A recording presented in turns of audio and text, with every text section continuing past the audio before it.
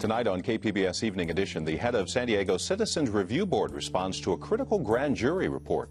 Also tonight, how your tax dollars are helping serve up a better future for students at a San Diego high school.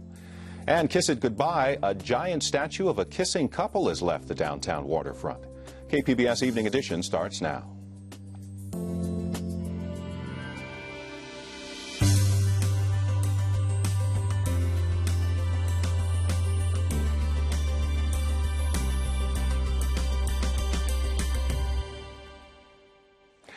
Good evening. Thanks for joining us. I'm Dwayne Brown. With less than a week before Election Day, the money machine is cranking full force in San Diego's 52nd congressional district race. It's considered one of the most competitive in California. Our partner, Investigative News Source, is tracking the cash. Reporter Ryan Grohowski joins us from the News Center. Ryan, what can you tell us about this race? Well, Scott Peters, who is one of two Democrats running for Congress in the 52nd District, contributed more than $1 million to his campaign in May. That means he's now overtaken Brian Bilbray, the Republican incumbent, and is way ahead of Lori Saldana, the other Democrat on the ballot for fundraising. All told, Peters is approaching $2 million raised so far, and nearly 70% of that cash has come from his own bank account. And what kind of reaction is he getting from his opponents? Saldana's campaign has blasted Peters, saying he's trying to buy his way into Congress. But a spokesperson for Peters said his personal contribution was necessary to be able to compete in such a competitive race. Reporter Ryan Grohowski. Police are investigating a security breach at San Diego's International Airport. A man just released from jail got past security Tuesday and boarded a flight to Los Angeles, but without a ticket. Airport personnel realized the problem and ordered everyone off the plane. Officers say the man told them he sneaked onto the flight to get home. He's back in jail tonight, and airport officials say they're working to make sure it doesn't happen again. A man falsely convicted of rape is getting a second chance at a pro football career. Last week, Brian Banks was exonerated with the help of the California Innocence Project and students from the California Western School of Law. He spent 5 years in prison. Banks was a star high school football player. He's now been contacted by 6 professional football teams. His first tryout is with the Seattle Seahawks next week. A popular tourist attraction is officially leaving the San Diego waterfront. The statue of a sailor kissing a nurse has stood next to the USS Midway downtown for 6 years. But it was on loan, and today the statue came down. KPBS arts reporter Angela Carone was there to see it. The statue, Angela, is called Unconditional Surrender. At 25 feet tall and 6,000 pounds, how did they remove it? Well, it actually comes apart in 5 sections. It's sort of stacked like a layer cake. They use a 70-ton crane to remove it section by section. So they removed the head first, and it's actually 2 heads, remember, both the sailor and the nurse's head locking lips. And that bust alone weighs 1,500 pounds. The foreman told me the middle section is actually the heaviest and weighs as much as a car. So then they put each of these massive sections, which are just giant body parts, on the back of flatbed trucks, and they'll transport them back to the artist studio in New Jersey. And incidentally, the foreman told me that the truck drivers love to transport this statue uncovered without any tarps over them, because then you can imagine it draws a lot of attention. You have these oversized legs and heads on a parade basically across the country. A parade of legs and heads across the country. So have San Diegans seen the last of Unconditional Surrender? No, we may have seen the last of this particular statue, but $1 million was just raised for a permanent bronze version of the statue that will go in the same place next to the Midway, and it'll look exactly like the one that is leaving. It'll be painted, and the same artist, Seward Johnson, is making it. The bronze was cast back in September in China. Apparently the fundraisers were quite sure they'd raised the money, and plans for the statue to be done and ready to install by the end of the year. Reporter Angela Carone. Last fall, we told you about plans to open a new state-of-the-art culinary facility on the campus of Morris High School. The $3 million project in the Skyline neighborhood was funded in part by a voter-approved bond in 2008, and today was the grand reopening for the Hungry Tiger. 1, 2, and 3. This ceremony marks an end and a new beginning for Morris High School's culinary arts program. How small does she want them? Nene, do you know where the trays are at? It's also senior Lali Martinez's last few weeks to sharpen her skills. It has mozzarella, sun-dried tomatoes, and fried onions. Caramelized onions. Before going off to culinary school to become a chef. Yes, I've tasted the food, yes. It's really good, yes. Martinez says students really like the Tiger Muffin, a breakfast sandwich with egg, cheese, and meat named after the school's mascot. Great stuff, chefs. Thank you very much. And teachers go for the turkey panini with sun-dried tomatoes and pesto. The gumbo was great, but they shouldn't have let me in the kitchen. It's a restaurant kind of feeling environment, so the students can get used to it. They know hospitality, how to treat people, and when it comes to culinary arts. The Hungry Tiger has been teaching kids and serving up food on this high school campus southeast of downtown San Diego since 1971. Instructor Sarah Pyatt says there's a connection between science and the culinary arts, too. I think most people think about medicine when they think about science, but the food industry hires more scientists than any other industry in the world. So maybe they get excited when they see that chemical reaction with bread rising and decide they want to go into the science part of it. Thanks to voter-approved Proposition S bond funds and a state grant 4 years ago, this auto body shop with modern equipment was also built, along with the new Child Development Center on campus. One organizer told me the bond funds will ensure all public schools in San Diego are equitable, especially in underserved communities north of Interstate 8. A San Diego grand jury report recently criticized the Citizens Committee charged with evaluating complaints against police. Joanne Farian speaks with the head of the committee at the roundtable. Words like threaten and bully were used to describe what went on at committee meetings. Now, this is a committee that is supposed to decide whether complaints against police are founded, serious complaints. Joining me is Jim Case, chair nominee of the Citizens Review Board of Police Practices. Now, Jim, let's quickly just review what this committee is supposed to do, its main goal. The primary goal, when you boil it all down, is that we are an oversight board of City of San Diego police officers. And so we look at complaints made against police officers, and we do not do our own investigation. We're not authorized to do that. So we review investigations performed by the Internal Affairs Department of the police department. And what power do you have if you find out that a police officer did something wrong? Well, we would review the complaint. We would review the investigation performed by Internal Affairs, and then we can either agree or disagree with Internal Affairs findings. And one of the things that I think has been missed in this grand jury report is the frequency that we do actually disagree with Internal Affairs. And we're going to talk more about that. So if you disagree, this then goes to the mayor. The mayor gets a report saying this Citizens Committee found that they don't agree with Internal Affairs. Is that what happens next? True, if the bottom line is there's still disagreement, but a lot of times before it reaches that point, there's disagreement within Internal Affairs. So when we first receive a case, we can disagree with Internal Affairs, and a lot of times we can persuade Internal Affairs to end up agreeing with us. So does the mayor ever, or has he ever in the past couple of years, ended up with a report on his desk saying your committee disagrees with Internal Affairs? I don't think so. Because Internal Affairs, it's a collaborative process, and I think Internal Affairs respects the authority of the CRB. And so when the CRB, Citizens Review Board, when the citizens really take a strong line on our review and say, look, this is not right, they will change their finding. Well, let's get into that then, because the grand jury report was pretty tough on your committee. I want to read just a section.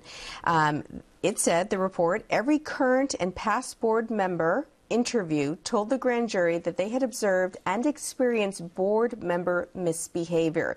These alleged actions became a matter of routine. Intimidate, threaten, bully, yell, and curse one another in both open and closed-door sessions. How do you respond to that? A couple of points. Number one, I think that the grand jury report is really vague and poorly written and incomplete. That wasn't vague, though. That's not very vague. But here's, but please, I don't know how many people from the current members of the board were interviewed. My guess is there were 2 or 3. There are 23 members on the board. Not one officer of the board was interviewed. I was not interviewed. I'm a former trial attorney. If I'm going to do an investigation for a complaint against an organization or a company, the first thing I'm going to do is talk to the people who are officers of that corporation. Not one of our officers was asked. I talked to the foreman of the grand jury. We had a conversation about a half hour. Very professional, courteous, respectful discussion. And the one thing that he said to me is that the grand jury feels the CRB is doing a good job. I said, really? I said, that does not come across in the report. I said, are you comfortable if I tell our board members that? And he said, absolutely. So I think the way that this was written and the sensationalism that is going on is really taking this to a level that really wasn't intended by the grand jury even. I want to go back to something you said about whether the mayor has ever received something on his desk from your committee that says there's disagreement. And because one of the things this grand jury report pointed out is when it talks about intimidation and bullying, it mentions that members of internal affairs, this is an arm of the police, are in these meetings. So is the job to negotiate back and forth, and I guess some people might view that as that there was some form of bullying, so that you find a consensus, or is your job to say, hey, maybe there really is a problem and the mayor ought to know about it? No, our job is to disagree, and if we feel that or agree or disagree, and if we feel that internal affairs has a wrong finding, we disagree and stick to our position. Now, I don't think we should anticipate that internal affairs just rolls over and says, okay, you're right. I mean, you have to substantiate your position. So at times there might be some passionate conversations and discussions on that. So no, absolutely. I go back to, I would say, approximately 20% of the time we have disagreements with internal affairs where we persuade internal affairs to change their findings. But so they change their findings, just to clarify, the mayor doesn't get a report saying that you disagreed with them. They just change what they've said. Correct. Nor does the public find out that we disagreed with internal affairs. All the public sees is that we agreed with internal affairs. So they don't see this behind closed doors disagreement and discussion that we had with internal affairs. Okay, well, we've got more on this issue on our website, kpbs.org. Jim Case, thanks for being here. Thank you.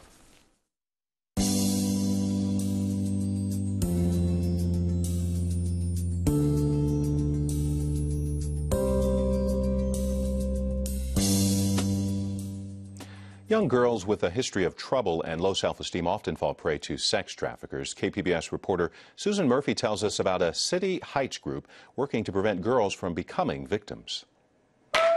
It's graduation day for these 30 girls in City Heights. The teens have spent the past 6 weeks learning to make better choices after being arrested for curfew violations. I was actually at a party, and everyone got kicked out of the house. And while we were waiting for my ride, while we were walking to my ride, an officer pulled out of the alley and stopped us. There was a fight in the street, and then all these police came, and then they got me and my friend. I was actually arrested for drinking, so I ended up here. Here is Star Pals, located near Kalina Park in City Heights. It's a non-profit organization run by San Diego police and probation officers. Their diversion program, Girlie, gives at-risk girls an alternative to facing a judge. Officers teach the girls how to stay safe by making positive life choices and building their self-esteem. A lot of the girls that come into the program have really low self-esteem, and our goal is by the time they leave our program is to have their self-esteem up high and to set goals for their lives. Officer Denise Mills says a path of trouble and low self-image often lead girls into dangerous situations, like being coerced into the growing sex trafficking industry. She says vulnerable girls are a pimp's prime target and greatest monetary asset. A lot of girls don't think it could happen to them, and we tell them now how it's so popular in the schools, how it's everywhere, and it could be your friend or a boyfriend that possibly might decide to try to convince you to be sold into human trafficking.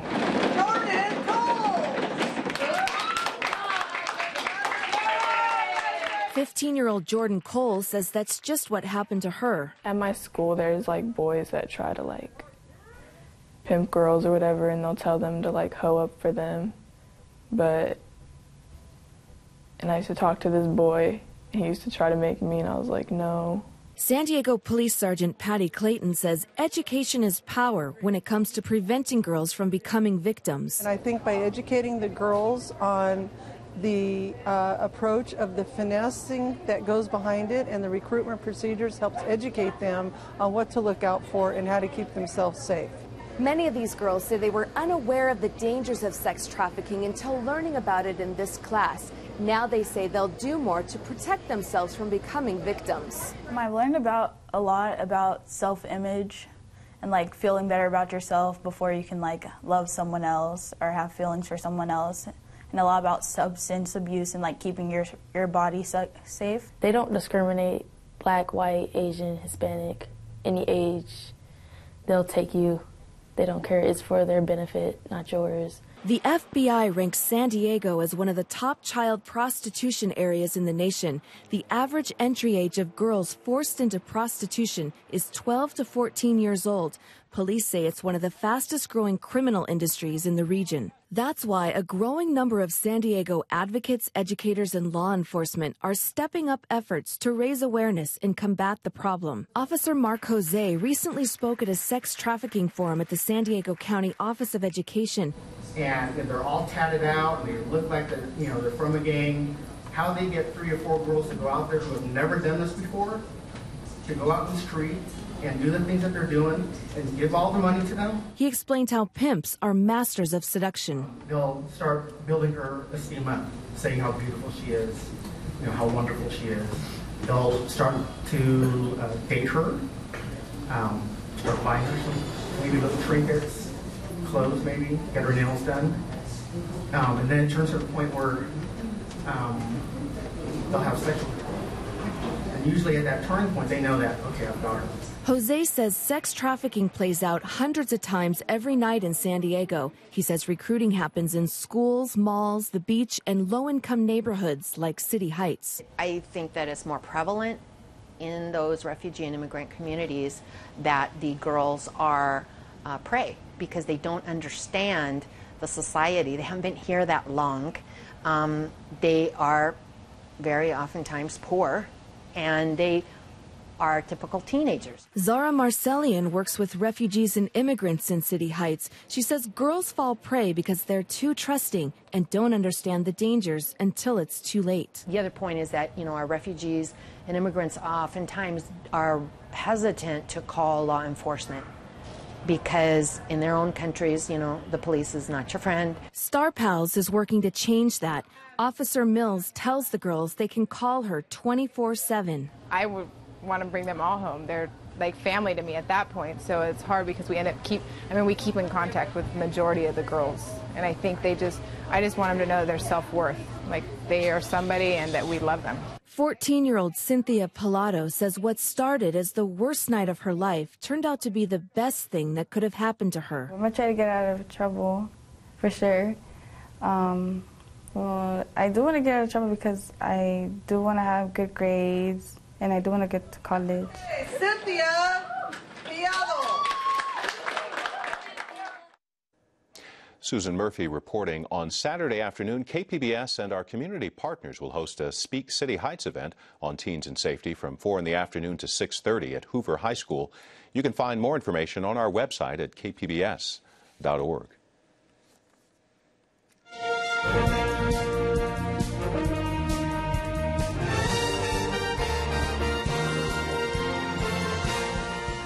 San Diego has an open city council seat for the first time in almost 70 years. There's only one candidate running for it. Joanna's talking with him at the roundtable.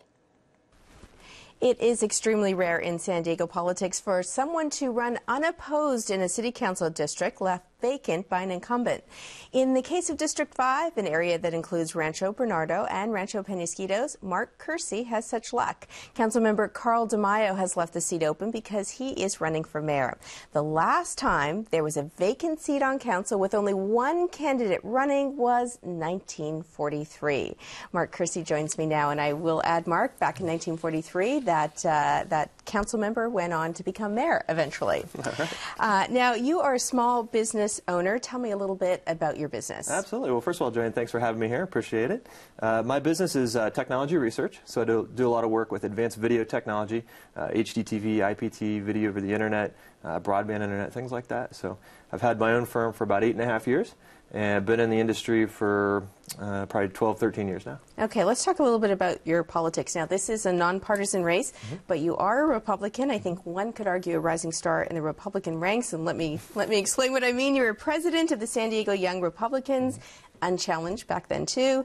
You were a board member of the Lincoln Club, influential group in the Republican Party, and the local Republican Party here has endorsed you in this race.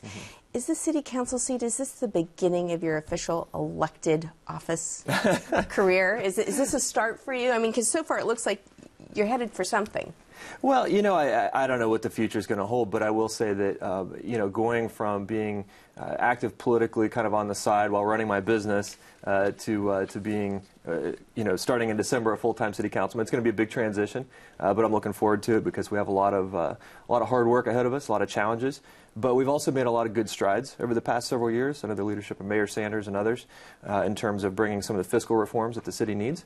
So I'm not real focused on my own career, but I am focused on doing a good job for the people of the 5th Council District. You do support the ballot initiative on city pensions. The initiative gets rid of guaranteed pensions for new employees and also recommends freezing pensionable salary for existing employees.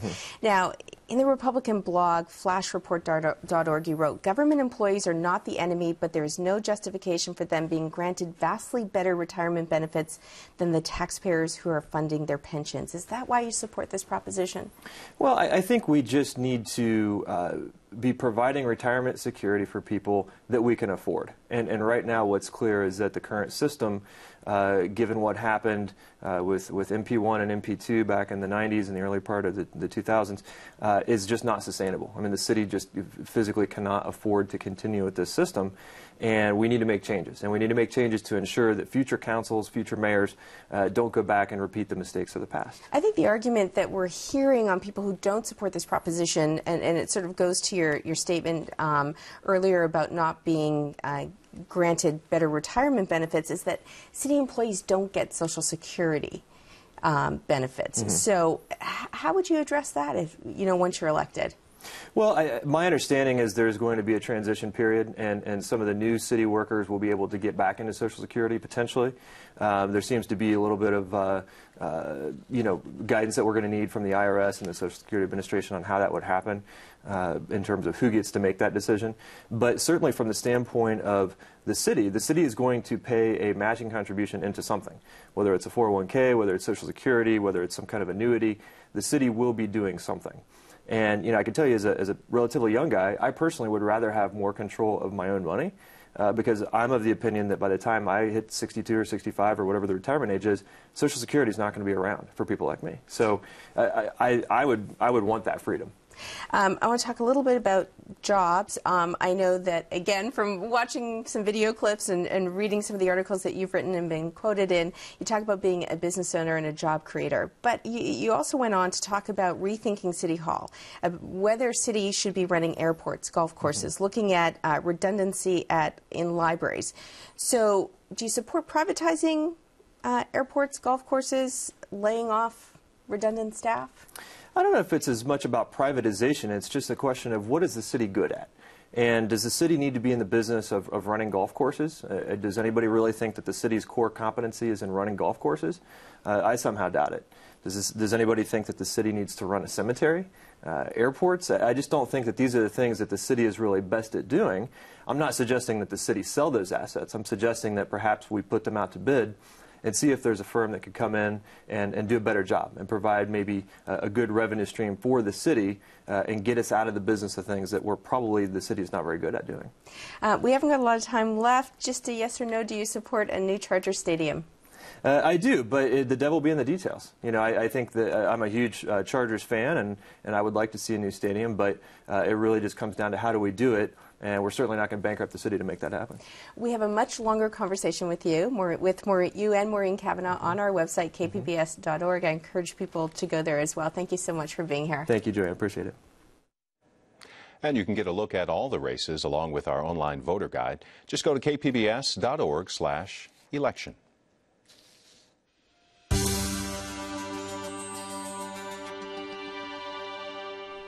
Tonight on the Public Square, some reaction to our interviews with the candidates running for Congress in the 52nd Congressional District. Congressman Brian Bilbray, Port Commissioner Scott Peters, and former Assemblywoman Lori Saldana are the top 3 candidates in that district, which stretches all the way from Imperial Beach to Poway. Alex Sachs wrote, "What? Bilbray says he's a moderate on social issues? What social issues? He is against funding for Planned Parenthood. He is a tool of the GOP leadership. He is far out of step with his district and has been since his return from his exile lobbying days." And Maris Mom wrote on KPBS.org, "Scott Peters grossly distorted facts when he said at the end that every Democrat currently in the Assembly has endorsed him. Lori Saldana has been endorsed by many of her colleagues in the California Assembly."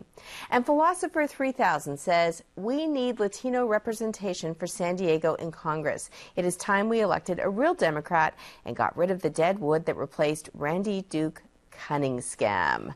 Well, you can see all 3 interviews at kpbs.org/election. And if you want to comment on them, you can do so on Twitter or like us on Facebook. And of course, you can always send me an email, jfarian@kpbs.org. Next time you head to the beach, be sure to pack your smartphone with your towel and sunscreen. There's now an app to tell you whether the water is safe for swimming. The app from San Diego Coastkeeper is called Swim Guide. It's got a simple map with red, green, and yellow dots to report daily water quality at more than 400 California beaches. It's designed to help beachgoers and surrounding businesses. Businesses in San Diego that rely on having clean, safe water for recreation, such as our kayak rental shops or our hotels. Since our beaches are such a huge part of the economy here in San Diego, having relevant, up-to-date, immediate, easy-to-access information on the health of our beaches is critical. And the Swim Guide app is free and available for Droid and the iPhone. Tonight's stories are on our website, kpbs.org/evening edition. Thank you for joining us. You have a great night.